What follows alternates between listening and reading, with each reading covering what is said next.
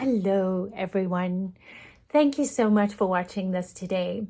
I just want to say a few things before I move on to the vitamin D discussion, and that is, do not allow yourself to be shamed into anything or any decision that does not feel right for you. Trust your intuition and do not allow fear to override what is best for your body. Do not force your beliefs and fears onto anyone else. And also, let's try and respect each other and respect the decisions that people make and other people's choices. How we care for ourselves and our bodies and our health is really a very personal decision. Now, on to vitamin D.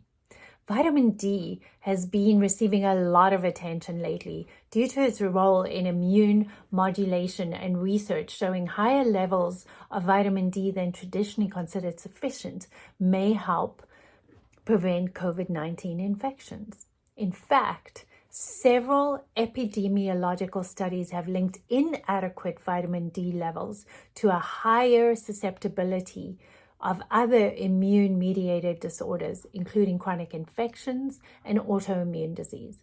Vitamin D is so much more than a vitamin. In fact, it is actually considered a pro-hormone.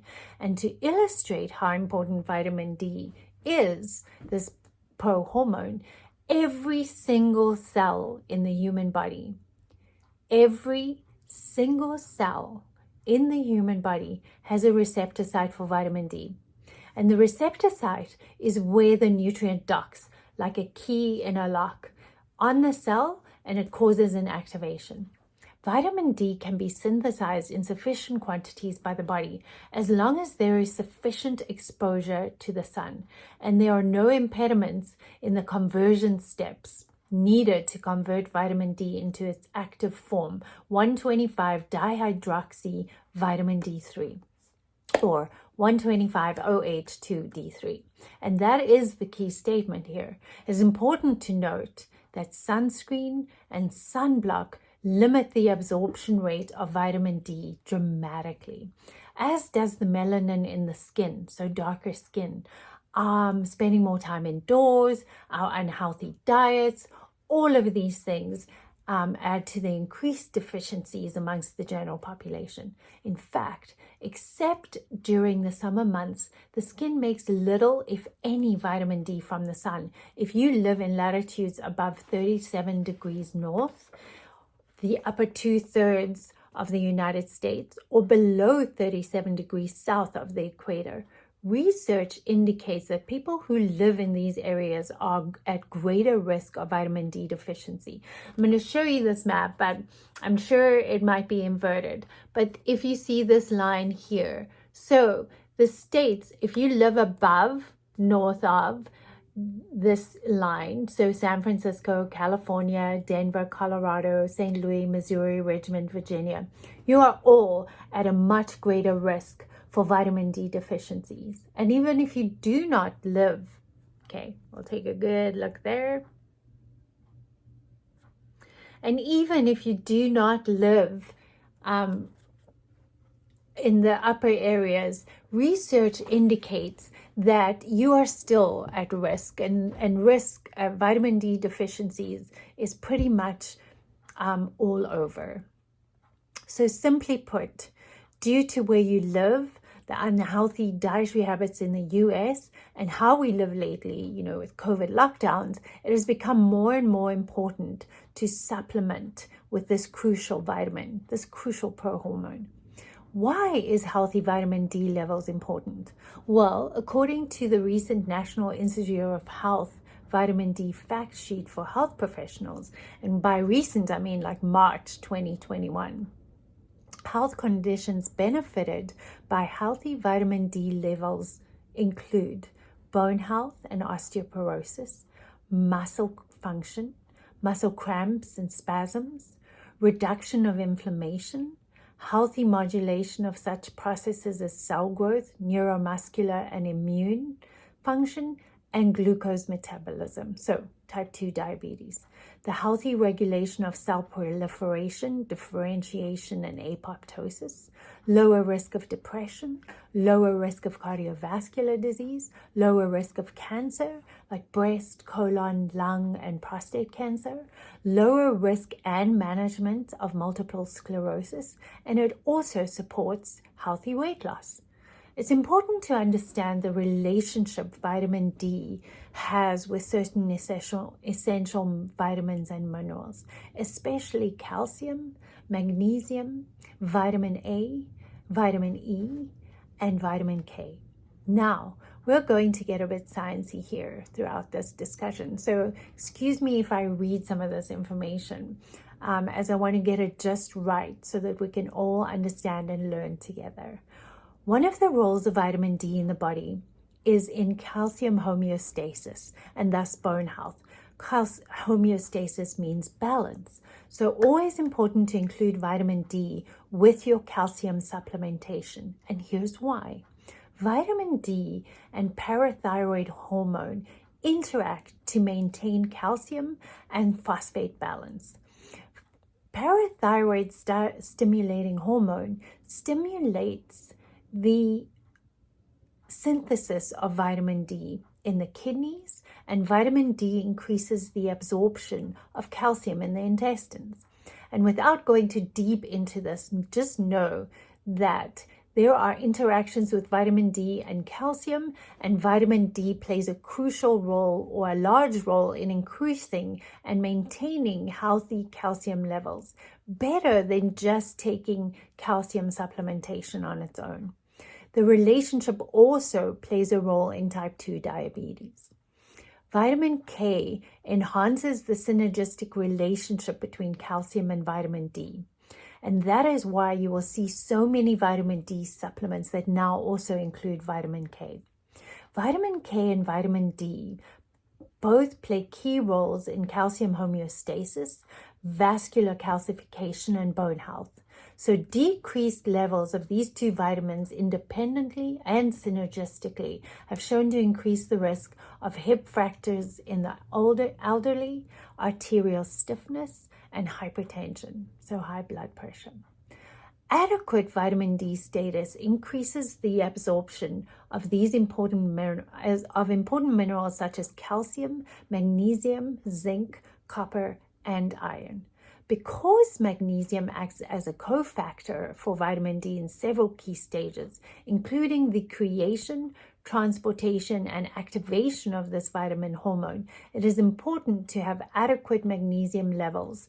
And we know that multiple studies document as many as 80% of the US population are magnesium deficient.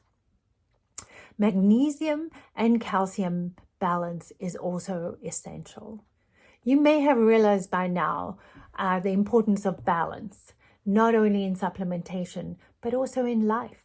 And we will talk a little bit more about that in another video. But back to vitamin D.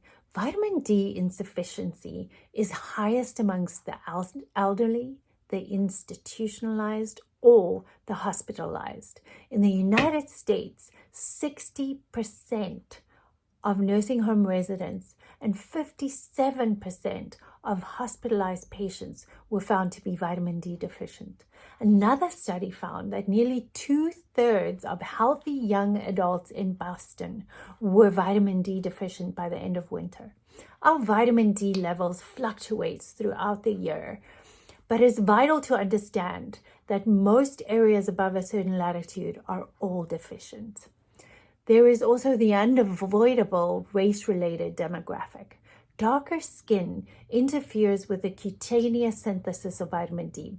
A study by Michael Hollick and co-authors demonstrated that non-Hispanic subjects required 6 times the amount of UV radiation. So 6 times the amount of sunlight necessary to produce a serum vitamin D concentration similar to that found in non-Hispanic white subjects. The explanation for this is that the melanin in the skin absorbs ultraviolet radiation.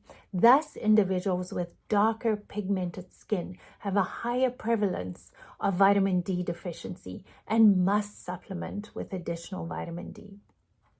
Another study conducted in Boston found that 73% of elderly Black subjects were vitamin D deficient, compared to 35% of elderly non-Hispanic white subjects. In a large survey of 1,500 Black women younger than 50 years of age, 40% were deficient in vitamin D, as opposed to only 4% in like 1,400 white women. So it's really, really important for our African American population to supplement with vitamin D. Age-related demographics. Vitamin D production in the skin declines with advancing age, making elderly populations more dependent on vitamin D supplementation, and a higher level may be required for them to have adequate levels. The sweet spot for serum vitamin D levels is 60 to 80 nanograms per milliliter. Epidemiological data suggests that vitamin D deficiency places adults at risk for developing cancer, as we mentioned before. But low vitamin D in patients with COVID-19 coronavirus disease reflects a heightened inflammatory state, which could lead to more severe disease. And the deficiency puts them at a 4-fold greater chance of mortality, death. I can go on and on about vitamin D and its association with immunity, as well as healthy gut, brain function, depression, on top of all the other health conditions I've already mentioned. But just know that vitamin D is one of the most essential vitamin prohormones required for maintaining optimal health. We have an easy test in our office that can measure your vitamin D levels, and it's really like $50. Or you can ask your doctor to order a serum vitamin D 25OHD test to see if vitamin deficiency is part of the reason that you are not vibrantly healthy and full of vitality. The prices when you go to your doctor or to a phlebotomist usually range between $80 and $120. Also remember that vitamin D is a fat-soluble nutrient and is best taken with fat-containing meals. The quality of your vitamin D supplement is also important, as is the quality of all your supplements, really. Making sure that you get a high-quality, fresh supplement, especially the vitamin D, which is a fat, soluble nutrient. For those who have certain genetic polymorphisms or gene SNPs, or have had their gallbladder removed, or have problems digesting fats, higher levels or a micellized form of vitamin D might be required. Micellized just means that it's already in its water-soluble form and is easily absorbed. So speak to your health professional about that and about what your specific requirements might be. So thank you for listening. Be sure to watch for our next video on Next Level Wholeness by Natural Health Haven. And until next time, have a healthy, happy, next level day.